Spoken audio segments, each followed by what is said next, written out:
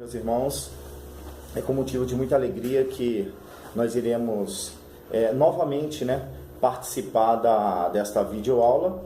E a videoaula de hoje é a lição de número 4, onde traz os benefícios da justificação. Queridos e amados irmãos, só em Romanos capítulo 5, do versículo 1 ao versículo 9 e 10, nós temos catalogados 9 benefícios dispensados por Deus para as nossas vidas. Eu tenho certeza que esses benefícios, eles são bem maiores do que o que a teologia da prosperidade oferece para aqueles que não têm conhecimento da palavra de Deus. Você, com certeza, após o término desta aula, vai se certificar de que a Bíblia ela continua sendo a verdade, de que a palavra de Deus ela é a única verdade que permanece na terra. Agora, existe muitos que traz a sua própria interpretação, a sua própria exegese e introduz isso pelo mundo e as pessoas acabam acreditando. Mas, queridos, observa, nessa lição de número 4 de hoje, que nós vamos tratar dos benefícios da justificação, nós temos só nesse capítulo que vai do capítulo 1, do capítulo 5 de Romanos, do 1 ao 10, nós temos catalogados 9 benefícios. Os irmãos vão observar, e os que nos assistem, os que nos ouvem, que os benefícios, eles são bem maiores, eles são muito mais valiosos do que benefícios que trazem ao conhecimento de muitos, que não é o verdadeiro benefício, onde as pessoas se enganam muito. Então, queridos, observa, só em Romanos capítulo 8, capítulo 5, do versículo 1 ao 10, nós temos 9 benefícios catalogados. Primeiro, nós temos a paz. Segundo, nós temos acesso à graça de Deus. Terceiro, nós temos esperança. Quarto, nós temos um caráter cristão formado. Quinto, nós temos o amor de Deus. Sexto, nós temos a salvação da ira vindoura. Sétimo, nós temos a reconciliação com Deus. 8, nós temos a presença de Deus em nossas vidas. E o 9, nós temos o regozijo em Deus, que está no capítulo 1 e versículo 11. Então, observa, queridos, nós vamos agora entrar no texto áureo da lição e nós iremos aí ver todos esses benefícios, o que cada benefício traz para as nossas vidas. Amém, queridos? Então, o texto áureo da lição vai dizer o seguinte: mas Deus prova o seu amor para conosco em que Cristo morreu por nós, sendo ainda nós ainda sendo pecadores. Então, observa, a disposição de Cristo morrer por nós enquanto ainda éramos pecadores é prova indiscutível, do amor maravilhoso de Deus para conosco. E agora, se Cristo ele morreu por nós, sendo ainda pecadores, ímpios e inimigos de Deus, então você imagina quanto mais agora ele fará por nós, que fomos agora reconciliados com ele e nos tornou justo diante dele mesmo.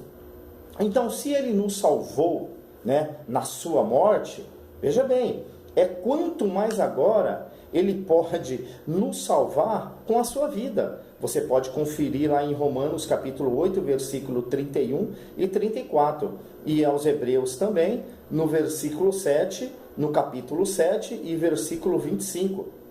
Então, queridos, a justificação pela fé, ela nos concede muitos benefícios, né? Porém, não entendamos que esses benefícios não é o mesmo benefício que a teologia da prosperidade traz, né? A visão desses benefícios é completamente diferente do que a visão da teologia da prosperidade traz,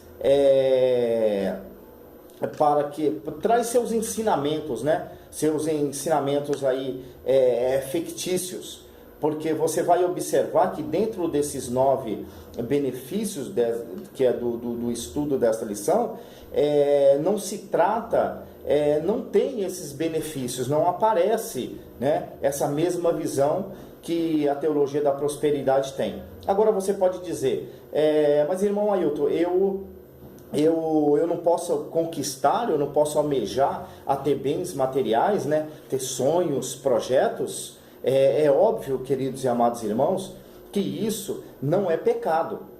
Agora, o que não pode é usar o evangelho a fim de conseguir adquirir alguma coisa. Os benefícios do evangelho legítimo, eles não estão ligados a isso. Nós vamos ver que na leitura bíblica e nesse estudo, você verá que os benefícios eles são bem maiores do que esses benefícios que nós temos visto por aí, né, hoje em dia. Então, quais benefícios são esses? Nós vamos aqui passar um por um para os irmãos e vocês vão observar que esses benefícios eles têm um valor extremamente maior do que esses que têm pregado por aí e têm ensinado as pessoas. Em primeiro lugar, querido, Romanos capítulo 14, versículo 7, diz o seguinte, presta bem atenção, né? Escreve aí, guarda aí, toma nota, que diz assim, porque o reino de Deus não é comida e nem bebida, mas justiça e paz e alegria no Espírito Santo. Amém?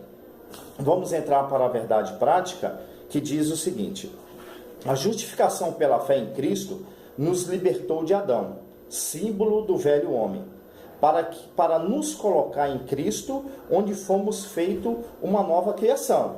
Então observa, o pecado ele entrou no mundo mediante a queda de um homem. Está lá em 1 Coríntios capítulo 15, versículo 21, que diz assim: porque assim como a morte veio por um homem, também a ressurreição dos mortos veio por um homem.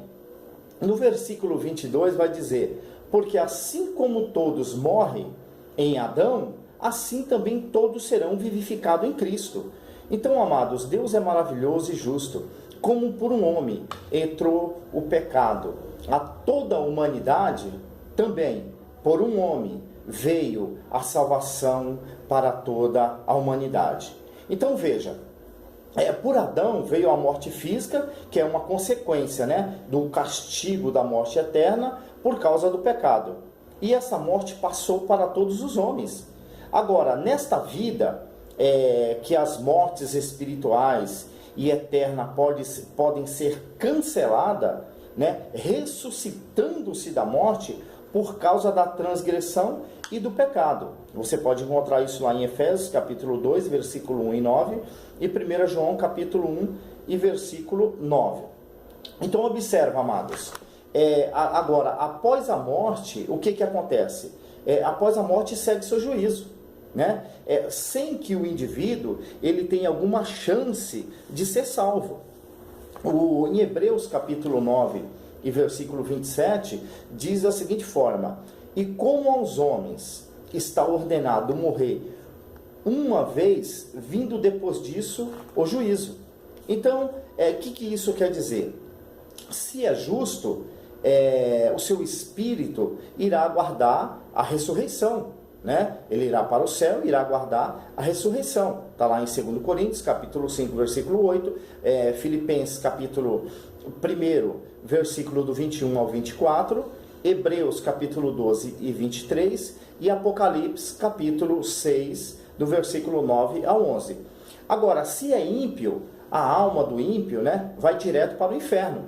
aguardar a ressurreição do seu corpo. Né? Os versículos para isso está em Lucas capítulo 16, do 19 ao 31, Isaías 14, versículo 9, e Apocalipse capítulo 20, o versículo do 11 ao 15. Então veja bem, eu disse no início, da aula que os benefícios da justificação eles são maiores do que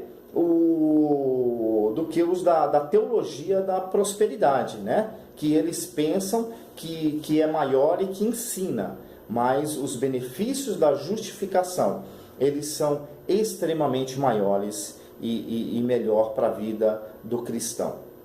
Então, na introdução, eu não vou ler o texto, né, mas vou fazer o comentário em cima, só para nós ganharmos tempo. Na introdução, esse capítulo entre do 4 e o 5 é chamado de como uma transição, né, da qual nós passamos da doutrina da justificação para a doutrina da santificação. Mas antes dessa transição, o apóstolo ele apresenta de forma singular as vantagens únicas da justificação pela fé em Jesus Cristo. Agora nós vamos analisar, nós vamos entrar nesses benefícios, né, que eu tenho falado para os irmãos desde o começo do vídeo, e quais benefícios são esses.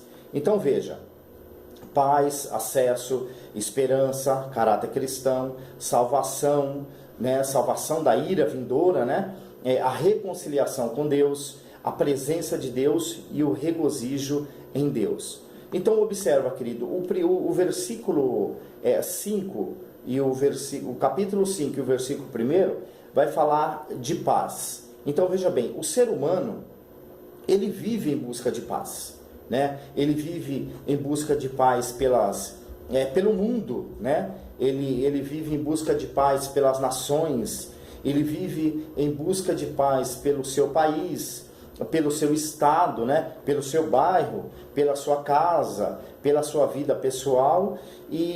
Porém, Paulo não está falando dessa paz. O apóstolo Paulo, ele não está tratando desse tipo de paz. De fato, há um problema, né, muito mais sério, inerente a todo ser humano, né? Que esse diz respeito a que tipo de paz? A paz com Deus. Você pode ter paz, ter paz no mundo inteiro, né? Para resumir, sintetizar, você pode ter paz no mundo inteiro, na sua casa, no seu lar. Mas se você não estiver em paz com Deus, você nunca terá uma verdadeira paz. Então Paulo ele está trazendo essa paz, é a paz com Deus, né? Você vê que o homem, por causa do pecado, ele tornou-se inimigo de Deus. E bem sabemos que por conta própria, o homem não buscou e nem busca essa reconciliação. Está lá em Romanos capítulo 3, do versículo 10 ao versículo 12. Agora, coube a Deus, em seu infinito amor, trazer e proporcionar ao homem tamanha reconciliação. Ou seja, a paz que obtemos por meio da fé salvadora em Cristo.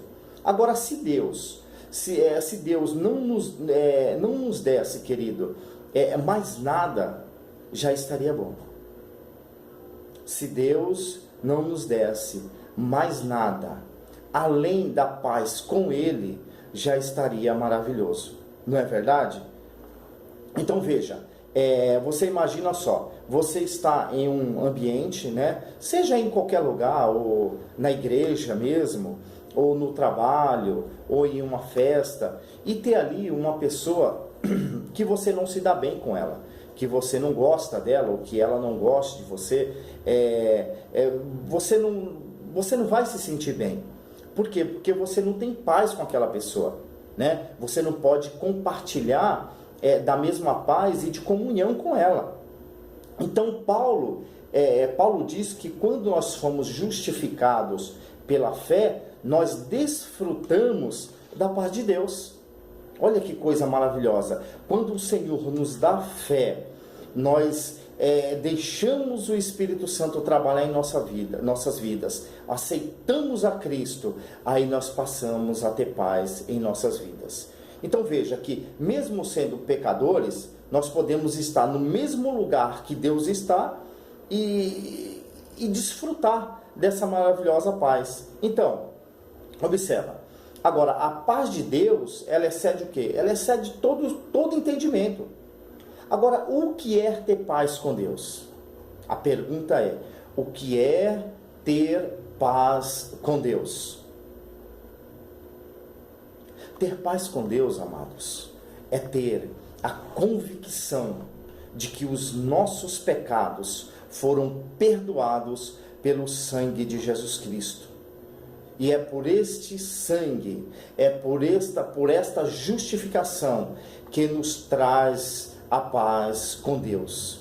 Então, se você tem certeza que o Senhor perdoou os seus pecados, você vive uma vida de comunhão com Deus, você sente a presença de Deus na sua vida, e através do sangue de Cristo, você tem certeza que você foi justificado, aí você tem paz com Deus. Você observa que todo cristão, ele diz, em suas palavras, em seus testemunhos, e eu próprio, por que eu não fui cristão antes? Porque eu até vivia uma vida razoável, mas faltava algo. Você pode até ter paz no mundo, você pode ter paz no seu bairro, na sua casa e etc. e tal. Mas se você não tiver paz com Deus, sempre vai haver um espaço vazio dentro de você. Enquanto você não se converte, você não aceita Cristo, você não recebe essa paz, você nunca vai ter paz neste mundo. Porque a paz do mundo, ela não é a mesma paz de Deus. A paz de Deus, ela excede todo esse entendimento. Tudo, ela cobre todo tipo de problema. E mesmo você passando dificuldades, você passando problemas, você se sente em paz e você se alegra e glorifica a Deus. Porque agora você tem paz com Ele. Amém? Agora nós vamos entrar no segundo benefício da justificação, que está no versículo 2, que é o acesso à graça de Deus. Você veja bem, os judeus, eles eram separados da presença de Deus pelo véu do templo, e os gentios pelo muro externo do templo. Porém, quando Cristo morreu, o véu se rasgou, E o muro foi destruído. Está lá em Efésios capítulo 2, versículo 14. Agora, em Cristo, nós temos o livre acesso a Deus. Efésios 2, 16 e 18 e Hebreus 10, 19 ao 25. Então veja, queridos, pela cruz, Deus reconciliou tanto os judeus como também os gentios em um só corpo, matando com ela a inimizade. E vindo Cristo, evangelizou a paz, que estava entre os gentios que estavam, os judeus que estavam próximos, mas também que estavam longe, e os gentios que estavam longe também. Agora, por Cristo, ambos têm acesso ao Pai, com o mesmo Espírito. Efésios capítulo 2, versículo 16 e 18. Você observa, antes você não tinha a paz. Hoje, quem recebe a Cristo é justificado, primeiro tem a paz, e após isso você tem o acesso a Deus. Aonde você estiver, aonde você clamar, aonde você orar, aonde você clamar pela presença de Deus, você terá acesso livre a Ele. Esse é o segundo benefício, Agora, qual o terceiro benefício? Se encontra no versículo 2 ainda, na parte B, que é a esperança, Agora, que esperança é essa, A paz com Deus, observa, ela trata do passado. Já não seremos mais condenados por nossos pecados, Agora, o acesso a Deus trata do presente. Agora, nós podemos entrar em sua presença sempre, aonde estivermos. Agora, querido, e a esperança? Que esperança é essa? O versículo, ele diz bem claro: esperança da glória do futuro. Um dia participaremos da glória de Deus, sem nenhuma restrição, sem nenhuma decepção. Aleluia! Deus é maravilhoso. Após você receber a paz, receber o acesso a Deus, você ter o acesso a Deus, você tem a esperança, coisa que nós não tínhamos antes. E hoje nós temos a esperança de participar da glória de Deus. Aleluia! E a esperança, ela não nos decepciona, porque Deus derramou do seu amor em nossos corações, por meio do Espírito Santo. Então o Espírito Santo, ele derrama em nossos corações a certeza e a esperança que um dia veremos a glória de Deus. Quarto, benefício, né? Primeiro foi a paz, segundo foi o acesso, terceiro a esperança e o quarto agora o caráter cristão. Está aí no versículo 3 e 4 de Romanos. Então veja bem, a justificação, ela não é uma fuga, presta bem atenção nisso, queridos. A justificação, ela não é uma fuga para as dificuldades da vida, né? Para o cristão, as tribulações, elas cooperam ao seu favor. Observa o capítulo 1 e versículo 2 de Tiago, que diz da seguinte forma: meus irmãos, tende grande gozo quando cairdes em várias tentações, sabendo que a prova da vossa fé produz a paciência. Olha, irmãos, que coisa linda e maravilhosa. A tribulação, ela produz perseverança. No versículo 4, ela produz caráter aprovado. Então, isso quer dizer que as tribulações, ela nos aproxima de Deus. Por que você acha que quando acontece, você está em tribulação, ou você está em prova, e você ora, e as coisas não acontecem de imediato? Deus está testando a sua fé. Né? Seria muito fácil para mim e para você orarmos e as coisas acontecer logo de imediato. Será que a nossa fé alcança mesmo isso? Né? Nossa fé está sendo testada para saber se nós estamos mesmo aguentando as tribulações da vida, se nós somos verdadeiramente fiéis a Deus. Então veja bem, a tribulação, ela forma no cristão, ela forma um caráter cristão, né? De perseverança, de caráter aprovado, e nos aproxima mais de Deus. Todo cristão sabe disso, que na tribulação é que ele sobe ao monte, é que ele jejua, é que ele ora, é que ele clama, é que ele se aproxima muito mais de Deus. Então, isso é um benefício. A tribulação também, ela é benefício para a vida do cristão. Amém, queridos? O quinto benefício está no versículo, no capítulo 5, né, versículo do 5 a 8, que é o amor de Deus. Então veja, nós fomos inundados pelo amor de Deus e somos plenamente abastecidos por este amor, né? Enquanto aguardamos o quê? A realização da bendita esperança. No versículo 5 e 5, esse amor, ele é concedido pelo Espírito Santo. E no versículo 6, ele é comprovado por Cristo através da cruz. Então observa, o Espírito Santo, ele nos enche do amor, né? E permite ao crente viver uma vida de poder. Esse é o amor que nos sustenta na tribulação. Então, nós vamos agora para o sexto. O sexto benefício. O sexto benefício vai falar da salvação da ira vindoura. O versículo 9 e 10. Então, o crente em Cristo, ele é totalmente livre da ira do Senhor, né? Está lá em 1 Tessalonicenses 1, 10, 5, 8 a 10, 2 Tessalonicenses capítulo 2, versículo 1 e 3. Veja, nós somos livres da tribulação e do julgamento do grande trono branco. Então agora onde que está isso? Está na Bíblia, está na palavra de Deus, né? Romanos capítulo 8 e versículo 1 diz: agora já nenhuma condenação há para os que estão em Cristo Jesus, né? São bênçãos riquíssimas. Eu disse para os irmãos que as bênçãos da justificação e os benefícios são muito maiores do que esses que são oferecidos, né? Glória a Deus por isso. Então, agora você também tem o sétimo benefício, que é a reconciliação com Deus, né? Você recebeu esse benefício de Deus.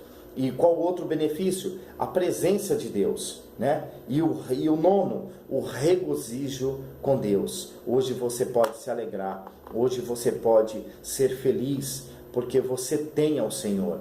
Quando os seus problemas vierem, você tem aonde você clamar, porque agora você tem paz, você tem acesso a Deus, você tem esperança, você tem um caráter cristão formado, você tem o amor de Deus na sua vida, você é livre da ira vindoura, você teve reconciliação com Deus e você tem a presença de Deus e o regozijo de Deus em sua vida. Amém, queridos? Que Deus possa abençoar os irmãos.